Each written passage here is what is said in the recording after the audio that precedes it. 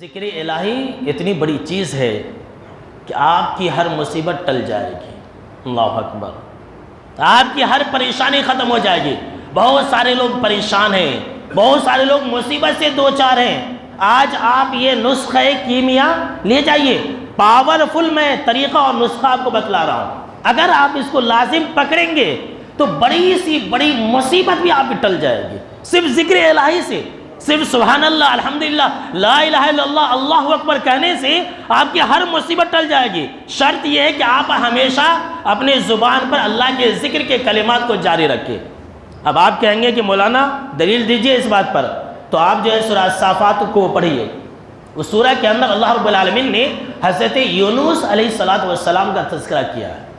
بہت ہی مشہور اور معروف بات ہے کہ حضرت یونس علیہ السلام مچھلی کے پیٹ کے اندر گئے تھے، چلے گئے تھے، تو ان کے بارے میں اللہ نے قرآن مجید کے اندر فرمایا کہ فَلَوْلَا أَنَّهُ كَانَ مِنَ الْمُصَبِّحِينَ لَلَبِثَ فِي بَطْنِهِ إِلَىٰ يَوْمِ يُبْعَثُونَ۔ کہ اے لوگوں سن لو، اگر وہ مچھلی والے حضرت یونس علیہ السلام اگر اللہ کی پاکی بیان کرنے والے نہ ہوتے، اگر اللہ کی تسبیح بیان کرنے والے نہ ہوتے، اگر وہ حضرت یونس لا الہ الا انت سبحانک انی کنت من الظالمین یہ کلمہ اگر وہ نہ پڑھتے تو لَلَبِثَ فِي بَطْنِهِ إِلَىٰ يَوْمِ يُبْعَثُونَ، تو قیامت کے دن تک وہ مچھلی کے پیٹ کے اندر ہی رہ جاتے۔ اللہ اکبر۔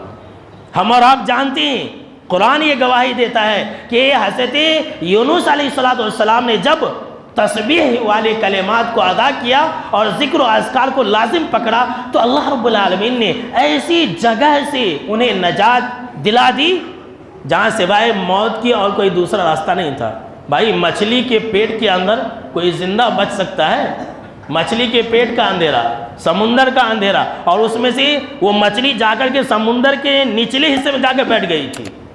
وہاں پر حضرت یونس علیہ السلام نے جب اللہ کا ذکر کیا، تسبیح پڑھی، تو اللہ رب العالمین نے مصیبتوں سے نجات